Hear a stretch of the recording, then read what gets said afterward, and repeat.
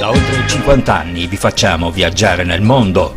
Totaviaggi è garanzia di competenza e trasparenza per una vacanza indimenticabile. Offriamo anche servizio biglietteria, noleggio auto e assicurazione, pratiche e ottenimento visti. Per Capodanno Totaviaggi vi propone Parigi, 4 giorni e 3 notti in hotel 4 stelle da 390 euro. Berlino, con volo diretto da Venezia da 390 euro. Totaviaggi, viaggiare a Portogruaro. Cerchi un'auto o un veicolo industriale? GP Auto è quello che fa per te. GP Auto ti offre una vasta gamma di veicoli industriali ed auto d'occasione e chilometri zero. GP Auto è uno staff di professionisti al tuo servizio, sempre pronti a guidarti nel tuo acquisto. GP Auto a Villotta di Chions in provincia di Pordenone, uscita autostradale A28, telefono 0434 630 560. Passa da noi, passa da GP Auto. Assinvest, da sempre al vostro fianco. Sono Leonardo Moretto, rappresento Assinvest a Portogruaro, lavoriamo nel settore delle assicurazioni e degli investimenti. Lo facciamo attraverso canali diretti, attraverso l'e-commerce, attraverso sistemi di distribuzione innovativi. Applichiamo mensilizzazione a tutti i nostri contratti in maniera gratuita. Abbiamo particolare attenzione nei confronti delle imprese artigiane, distribuiamo prodotti finanziari e prestiti personali grazie alle partnership nazionali che abbiamo creato. Assinvest ci trovi in via Vivaldi numero 3 a Portogruaro, telefono 0421 27 3258.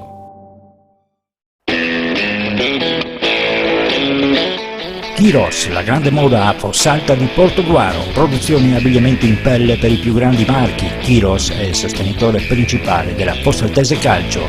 Kiros, in via del Lavoro a Fossalta di Portogruaro.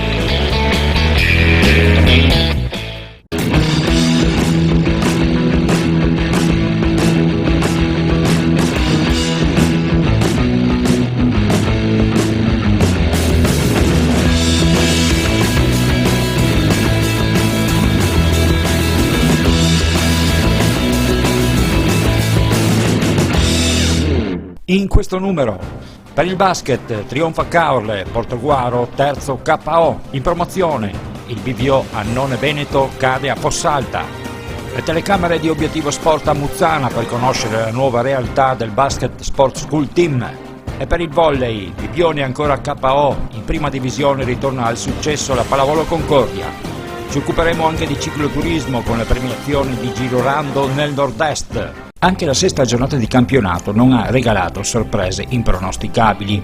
Jesolo ha regolato senza problemi Bassano, Oderzo ha fatto altrettanto con Mestre, alla quale non è bastato il cambio di allenatore per risolvere i suoi mali. Caorle ha messo a segno invece un gran colpo andando a violare il parquet di Arzignano, impresa che sinora non era mai riuscita a nessuna squadra. Una vittoria costruita dai gialloblu nei primi 2 quarti, quando attuando una difesa aggressiva hanno progressivamente preso il largo, sino ad andare a riposo lungo sul più 19. A rientro in campo Arzignano ha cambiato passo ed è iniziata la rimonta che ha portato i vicentini sino al -2 a poco più di 2 minuti dalla sirena finale, ma ci ha pensato Bovolenta con le sue triple a tenere a galla i compagni, che possono quindi brindare al terzo successo consecutivo. Era importante per noi vincere fuori casa e vincere in un campo che comunque si è rivelato difficile contro una buona squadra che aveva tra l'altro 2 punti in più in classifica, e quindi siamo soddisfatti di questo.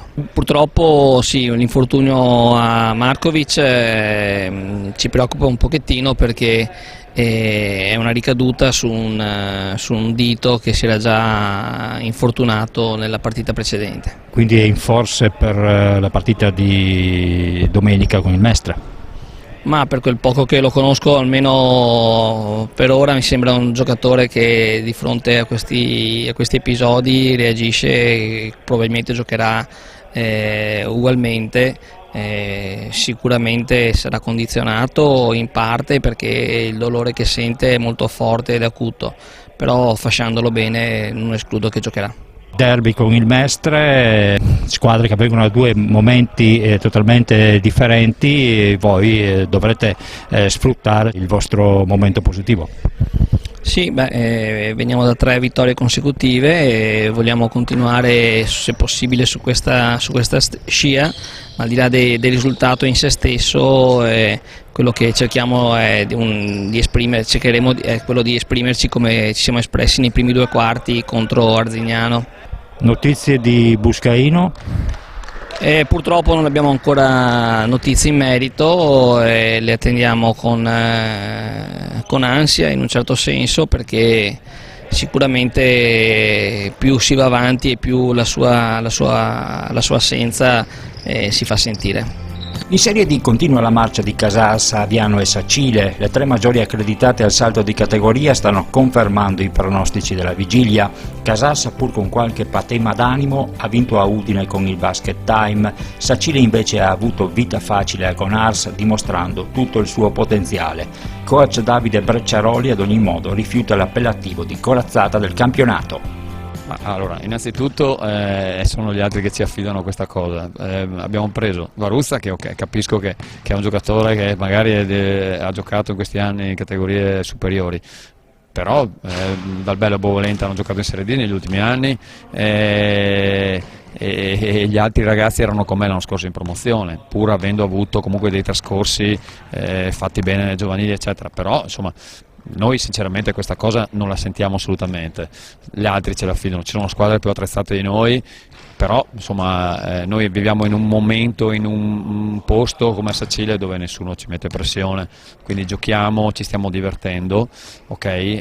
Abbiamo perso da Aviano meritatamente, dobbiamo ancora migliorare tanto, quello che dicono gli altri mi interessa e ci interessa, ma soprattutto mi interessa relativamente. L'altra big, l'Aviano, ha regolato in casa la pallacanestro Portogruaro. Per i Granata portoguaresi si è trattato della seconda sconfitta in 4 giorni. Dopo la battuta d'arresto nel turno infrasettimanale proprio con il Sacile dell'ex Andrea Chiesurin, è arrivato lo stop in un campo spesso terreno di conquiste nelle ultime stagioni. Portogruaro è ancora un cantiere aperto, ma serve comunque un'inversione di tendenza per non vedere compromessi in partenza gli obiettivi stagionali che puntano alla qualificazione ai play-off.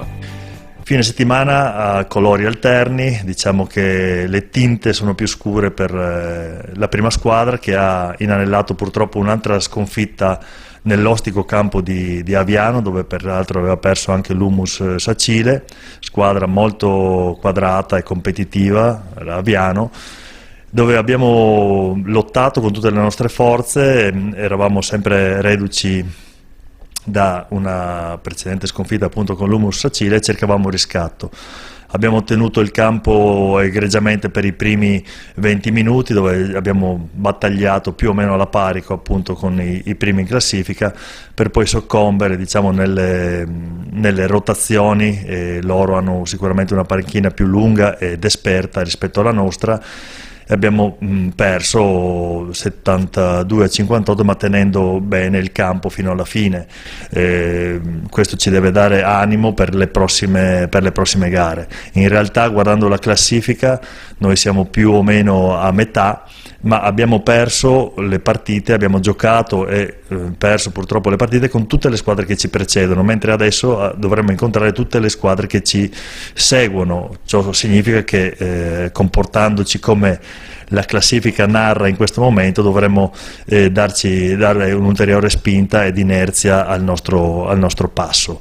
Quindi mi aspetto dai ragazzi una reazione pronta già a partire da domenica prossima, con una vigorosa e sonante vittoria dei nostri colori, anche perché quest'anno, pur dovendo segnare qualche sconfitta, stiamo mostrando un gioco un po' più veloce, un po' più dinamico rispetto agli anni scorsi. Forse anche il passaggio, diciamo, da un allenatore all'altro ha segnato per i ragazzi una qualche difficoltà, ma adesso mi sembra che stiano ingranando. Dal punto di vista delle giovanili, soprattutto voglio segnalare la prima vittoria della nostra Under 16 nel campionato di eccellenza, che è riuscita a vincere in rimonta contro Ronchi Fogliano, una gara vibrante che ci ha visto partire con un piede, una mano sola, segnando pochissimi punti nel primo quarto e andando sotto di oltre 10 punti.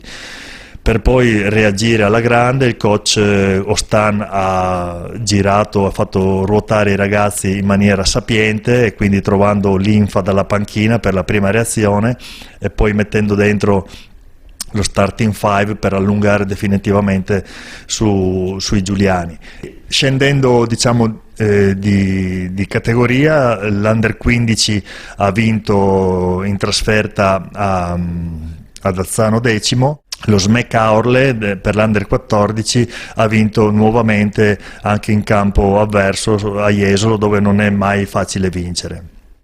Capitolo a parte va per l'Under 18 targata BVO Chions, che ha dove dobbiamo purtroppo segnalare la seconda sconfitta consecutiva, abbastanza decisa.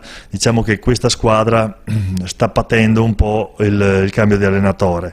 Anche loro devono fare i conti con un modulo di gioco diverso rispetto all'anno scorso, devono un po' metabolizzare questo passaggio. La squadra è completa, l'allenatore è buono, gli ingredienti per il prodotto sono di prima qualità, aspettiamo sicuramente i ragazzi a una pronta riscossa e a un ritorno immediatamente alla vittoria. Un ultimo aspetto, un'ultima parola la volevo dire per quanto riguarda il nostro mini basket.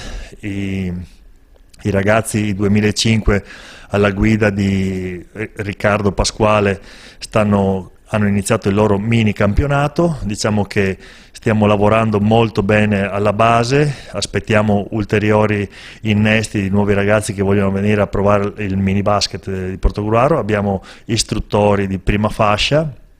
Oltre a Riccardo Pasquale c'è Antonio Degani e Fiorella Teoldi, che sono in attesa di nuovi ragazzi e di nuovi virgulti da dare al basket portogruaro. Scendendo in promozione, la pallacanestro fossaltese si è aggiudicata nel finale il derby con il BVO Annone Veneto, partita non facile con i biancoverdi rientrati in gara nella seconda parte e gli annonesi a mordersi le mani per aver visto sfuggire una partita che ad un certo punto sembrava quasi essere già in cassaforte. Ecco, coach Walter Kulos, analizziamo un po' questa sconfitta, una partita che avevate anche in mano, poi cosa è successo? Niente, diciamo l'esperienza vuol dire tanto, loro sicuramente più esperti, tenendo conto di qualche giocatore che ha giocato anche a livelli più alti. Comunque la partita è stata persa a rientro dal secondo quarto, quindi nel terzo quarto abbiamo preso il parziale di 12-2 se non sbaglio. Forse paura o qualcosa, sono andati in tilt e niente, la differenza è stata lì. Dopo alla fine ok, punto a punto la bagarre, un fischio dell'arbitro in più, quello che viene fuori è venuto fuori così. Il punteggio è falso, però alla fine sono contento della squadra perché tutto sommato, essendo è la prima volta che li alleno, squadra non abituata a giocare con giochi e abituati diciamo più a stile campetto, corri e vai, adesso stanno giocando, stanno cominciando a entrare nel ritmo dei giochi, quindi ci vuole anche perdere una partita, va bene così insomma, tutto qua. Lo scorso anno playoff, quest'anno che obiettivi avete? Diciamo che io l'anno scorso allenavo da un'altra parte e loro praticamente sono arrivati a pari della squadra che allenavo io, quindi stesso livello. Io ho perso la semifinale quella volta con il Lignano e loro hanno perso la semifinale con l'Azzano. Diciamo due squadre completamente diverse quelle dell'anno scorso, però questa più giovane mi piace di più perché forse posso avere più soddisfazioni, nel senso che devono molto imparare, quindi spero che la soluzione andando avanti migliori tutto insomma. Una partita combattuta come pensavamo ovviamente, perché comunque possiamo dire che la bestia nera nostra, no? E quindi assolutamente punto a punto, bella partita assolutamente, poi alla fine siamo riusciti a portarcela a casa come si suol dire. Avete forse sbagliato l'approccio iniziale alla gara, nell'ultimo quarto vi sembrava quasi che stesse per sfuggire? Assolutamente sì, è già la seconda partita, ovviamente che sbagliamo completamente approccio, diamo per scontate troppe cose e questo non va bene, perché poi ci fa soffrire appunto fino alla fine. Comunque siamo un cantiere aperto, stiamo rodando ruoli, integrando giovani, integrando persone nuove assolutamente all'interno di questo gruppo, e quindi è normale che sia anche questa cosa qua. Strada facendo sicuramente andremo a migliorare quello che è il nostro tipo di gioco che vorremmo fare e imporre poi per tutto il resto del campionato. Ecco, una curiosità, ultimo quarto senza lunghi, una scelta dettata da che motivi? È una sensazione, una cosa prevalentemente a pelle, magari non dovrebbe essere così, proprio per cercare velocità, pressione, cambio di mentalità e tutte queste cose qua. Ho rischiato sinceramente fino alla fine, paura anche di un eventuale supplementare per poi anche giocarsela, perché poi eravamo lì e lì, quindi ci poteva stare anche un supplementare e magari risparmiarli per dopo. In Serie B femminile, con Bolzano fermo per il riposo previsto dal calendario, le 4 di testa hanno avuto vita relativamente facile con gli avversari di turno, incominciando a dilatare il loro margine di vantaggio che inevitabilmente sarà destinato ad aumentare nel corso della stagione. In coda la Polisportiva Concordia era attesa dalla trasferta giuliana sul campo della ginnastica triestina, 2 punti sulla carta già da considerare in cassaforte, invece le concordiesi sono scese in campo spogliate, prive di quel mordente indispensabile ad una squadra che si deve salvare. È arrivata dunque una sconfitta per 54-41, frutto di una prestazione indecorosa, per giustificare la quale non bastano le pesanti assenze nel quintetto di coach Mario Bianchi. Le telecamere di Teleantenna a Muzzana del Turgnano in occasione della partita dell'Under 16 del Basket School Team. Siamo nuovamente con coach Paolo Giollo e questa volta parliamo della sua società, una società che ha creato 1 anno e mezzo fa. Sì, assolutamente ho aperto questa società, era parecchio tempo dopo un'esperienza da giocatore, per modo di dire, comunque. Un po' da allenatore, visto quello che c'è un po' in giro, ho pensato di aprire questa nuova società nella Bassa Friulana con una logica che si fonda solo e esclusivamente sul settore giovanile, quindi specializzata nel settore giovanile. Un polo cestistico che arriva fino a dove? Ma il mio obiettivo è quello di prendere una zona parecchio vasta, diciamo, che può partire dalla zona di Cervignano, Torviscosa, per passare praticamente per tutti questi paesi qua, Muzzana, Palazzolo, Latisana e via dicendo, okay. San Michele, Tagliamento, cioè, diciamo, intendo Bassa Friulana, proprio è una parte anche di Veneta Orientale perché siamo anche molto vicini. Quindi allora Basket School Team dedicata esclusivamente al settore giovanile, arriverà il momento in cui costituirete anche una prima squadra? Ma questo è l'obiettivo, con calma, a differenza di tante altre società, che non voglio far nomi ovviamente, ma senza nulla togliere a nessuno. Il nostro obiettivo è quello di creare un bel settore giovanile per poi arrivare scalando questa montagna molto tortuosa, assolutamente. E quindi arrivare con i nostri giovani, appunto, partendo, ovviamente il tempo sarà molto lungo, però ce la stiamo mettendo tutta. Abbiamo un gruppo Under 16 di 10 giocatori, da quest'anno siamo riusciti ad avere in tempo di 1 anno da 5 ragazzini di minibasket, siamo arrivati a 22 in tempo di pochi mesi, quindi questo ci fa un po' onore, assolutamente. Per quanto riguarda una prima squadra, in teoria questa Under 16 è una prima squadra per traghettare poi anche quello che sarà tutta la parte più giovane, diciamo, no? Il nostro obiettivo quest'anno è molto ambizioso, possibilmente di arrivare fra le prime, se non addirittura primi, con questo gruppo, proprio per una logica di lavoro che stiamo facendo. Ci piace molto il progetto che Paolo Giollo ha portato qui a Muzzana, abbiamo dato subito appoggio, è un progetto molto coinvolgente che punta anche all'educazione dei ragazzi, fanno sport, stanno bene, però sono anche seguiti da degli adulti che gli insegnano la disciplina e l'educazione. Per Muzzana è un po' un onore, se vogliamo dire, perché questo progetto poi coinvolge altre realtà della Bassa Friulana. Sì, assolutamente, il progetto nasce qui a Muzzana, però è vero che Paolo è riuscito a coinvolgere anche ragazzi di altre comunità, tutti i paesi limitrofi, e si arriva fino alla Tisana, quindi questa è la sede, ma il respiro del progetto è proprio di un territorio vasto, di un territorio ampio, che è quello della Bassa Friulana occidentale. Amministrazione comunale è sempre vicina. Assolutamente, diamo un grande appoggio e in più siamo addirittura d'arrivo per partire con la costruzione di un tendone indoor, di un'altra palestra, perché per fortuna l'attività è tanta, i ragazzi sono tanti e quindi non si può che investire sulle strutture dedicate allo sport e ai ragazzi. Da oltre 50 anni vi facciamo viaggiare nel mondo. Totaviaggi è garanzia di competenza e trasparenza per una vacanza indimenticabile. Offriamo anche servizio biglietteria, noleggio auto e assicurazione, pratiche e ottenimento visti. Per Capodanno Totaviaggi vi propone Parigi, 4 giorni e 3 notti in hotel 4 stelle da €390. Berlino, con volo diretto da Venezia da €390. Totaviaggi, viaggiare a Portogruaro. Cerchi un'auto o un veicolo industriale? GP Auto è quello che fa per te.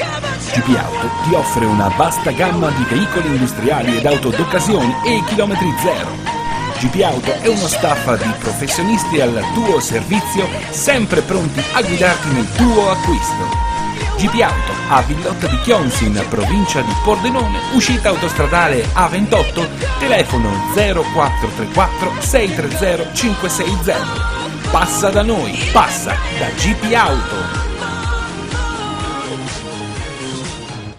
Assinvest, da sempre al vostro fianco. Sono Leonardo Moretto, rappresento Assinvest a Portogruaro, lavoriamo nel settore delle assicurazioni e degli investimenti. Lo facciamo attraverso canali diretti, attraverso l'e-commerce, attraverso sistemi di distribuzione innovativi. Applichiamo mensilizzazione a tutti i nostri contratti in maniera gratuita. Abbiamo particolare attenzione nei confronti delle imprese artigiane, distribuiamo prodotti finanziari e prestiti personali grazie alle partnership nazionali che abbiamo creato. Assinvest ci trovi in via Vivaldi numero 3 a Portogruaro, telefono 0421 27 3258.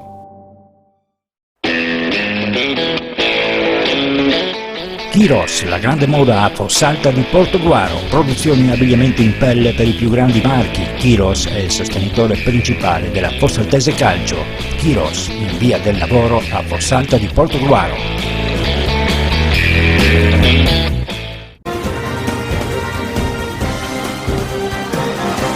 Non è stata una settimana esaltante per le maggiori squadre del Veneto orientale. Incominciando dalla Serie B maschile, il Bibione Mare si è arreso in casa al Silvolley Trebaseleghe. Per i sandonatesi la terza sconfitta su 4 partite, il che costituisce un campanello d'allarme in ottica salvezza, sebbene il coach Rotari affermi di essere sulla strada buona. Voglio fare i complimenti a tutti i ragazzi perché oggi hanno lasciato tutto quello che avevano in campo, non abbiamo rimpianti.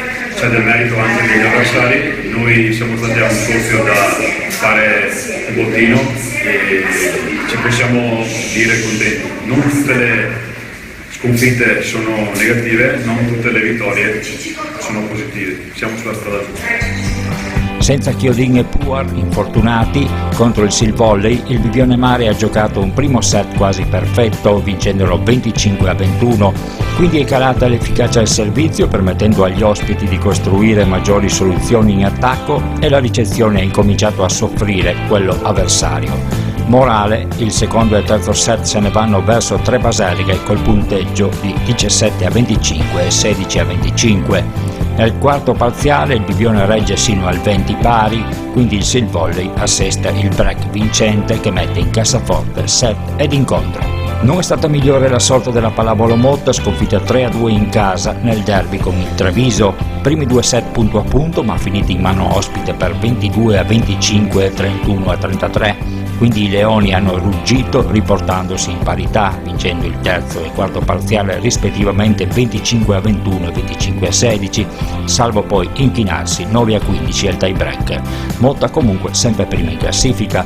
Per quanto riguarda le friulane, sconfitta per il Martellozzo, mentre Prata è passata in rimonta 3-2 sul campo del Valsugana. Bene ai triestini dello Sloga che hanno conquistato i primi 3 punti contro Massanzago. In Serie C maschile, nella seconda giornata di campionato, Portogruaro si è inchinato in trasferta al Quadrifoglio Volley. I biancoverdi erano riusciti a recuperare l'iniziale set perso 25-19, quindi, pur lottando, hanno ceduto il terzo ed il quarto parziale 25-21 e 27-25. Prossimo turno al Palalovisa sarà già derby con l'Agorà Volley Mestre.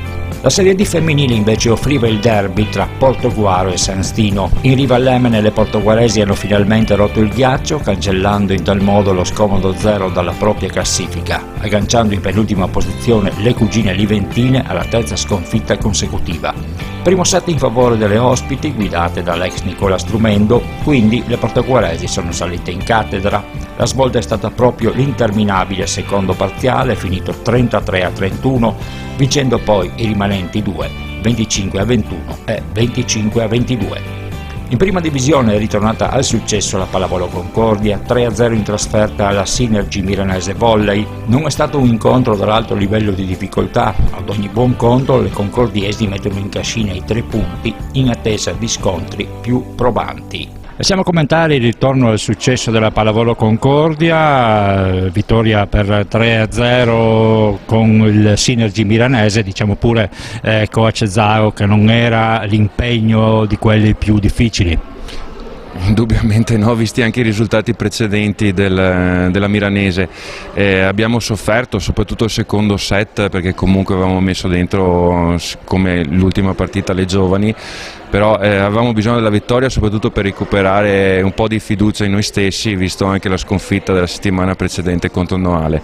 Adesso ci aspetta una buona settimana di allenamenti perché ci aspetta il pseudo derby con il Ceggia la settimana prossima, il sabato, e dove non potremo altro che cercare la vittoria da 3 punti per sistemare un attimino la classifica. Serata di premiazioni per quel che riguarda Girolando nel nord-est, siamo con Rinaldo del Salvador, tracciamo un bilancio di questa manifestazione. Ma quest'anno è stata ancora un anno in crescendo per il nostro movimento e soprattutto per il Girolando, con dei numeri importanti per quanto riguarda sia le partecipazioni sia proprio le prove organizzate. Stasera abbiamo presentato anche un po' quello che sarà l'attività per l'anno prossimo. C'è una nuova società anche entrata come organizzatrice, quindi siamo arrivati a 9 società suddivise un po' su tutto il territorio del Veneto e del Friuli.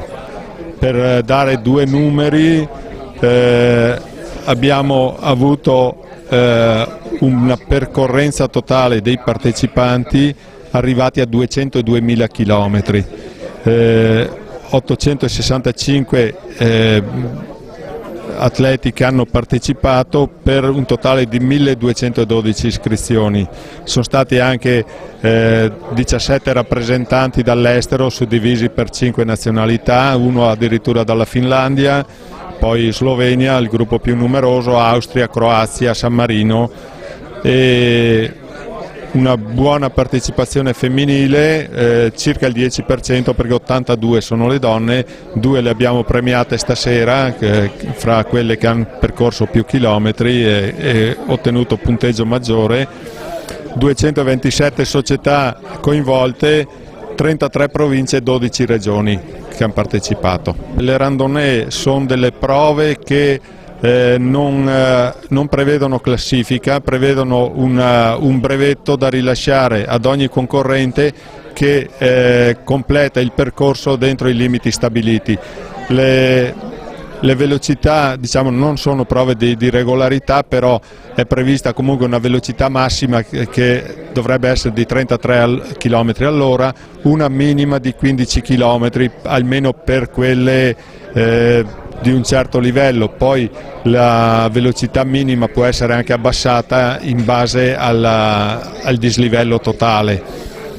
Sono delle prove in cui non essendoci classifica non c'è l'interesse ad arrivare prima degli altri, si formano dei gruppi lungo il percorso, ognuno trova più o meno chi va col suo passo, è uno spirito diverso per pedalare.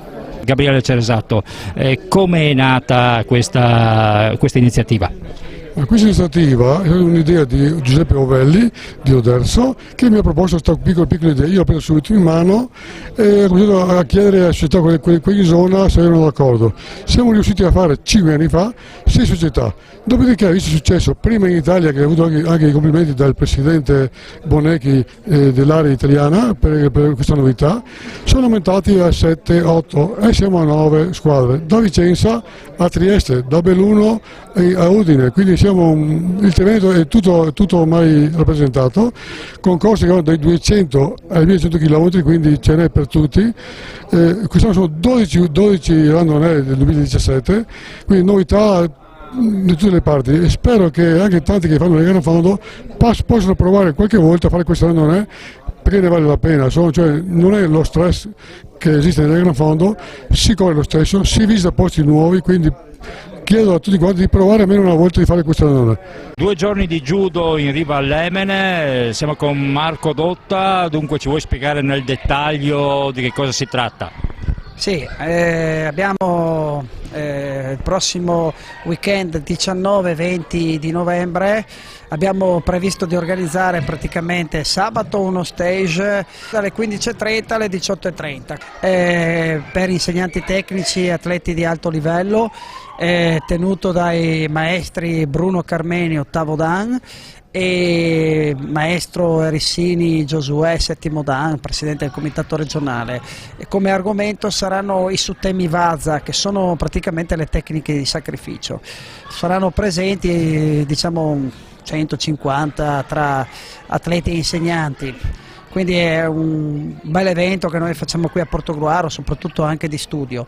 Mentre domenica finalmente riorganizziamo qui a Portogruaro il torneo delle cinture, che è una gara per bambini, una gara ludico-educativa, dove parteciperanno i bambini, stimiamo 280-300 bambini, delle società delle province di Venezia, Rovigo e Padova. L'inizio della gara è alle 10 e durerà fino alle 13:30-14. Qui abbiamo messo in moto tutta la nostra associazione per dare una mano e per organizzare qui al palazzetto di Via Lovisa, quindi invito anche chi eventualmente non conosce il judo di venire soprattutto alla domenica se sono ragazzi, oppure venire anche a vedere al sabato questi maestri, e anche le tecniche che verranno fatte sono tecniche di sacrificio. Si intende che uno si va a terra e proietta il proprio avversario.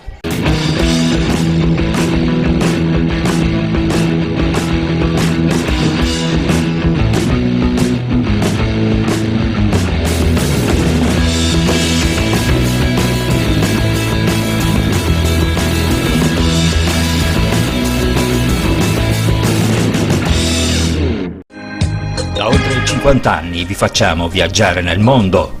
Dotaviaggi è garanzia di competenza e trasparenza per una vacanza indimenticabile. Offriamo anche servizio biglietteria, noleggio auto e assicurazione, pratiche e ottenimento visti. Per Capodanno Dotaviaggi vi propone Parigi, 4 giorni e 3 notti in hotel 4 stelle da €390. Berlino, con volo diretto da Venezia da €390. Dotaviaggi, viaggiare a Portogruaro. Cerchi un'auto o un veicolo industriale? GP Auto è quello che fa per te. GP Auto ti offre una vasta gamma di veicoli industriali ed auto d'occasione e chilometri zero. GP Auto è uno staff di professionisti al tuo servizio, sempre pronti a guidarti nel tuo acquisto. GP Auto a Villotta di Chionsi, in provincia di Pordenone, uscita autostradale A28, telefono 0434 630 560. Passa da noi, passa da GP Auto.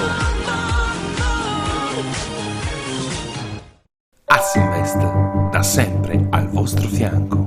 Sono Leonardo Moretto, rappresento Assinvest a Portogruaro, lavoriamo nel settore delle assicurazioni e degli investimenti. Lo facciamo attraverso canali diretti, attraverso l'e-commerce, attraverso sistemi di distribuzione innovativi.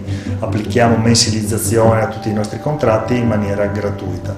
Abbiamo particolare attenzione nei confronti delle imprese artigiane, distribuiamo prodotti finanziari e prestiti personali grazie alle partnership nazionali che abbiamo creato. Assinvest ci trovi in via Vivaldi numero 3 a Portogruaro, telefono 0421 27 3258.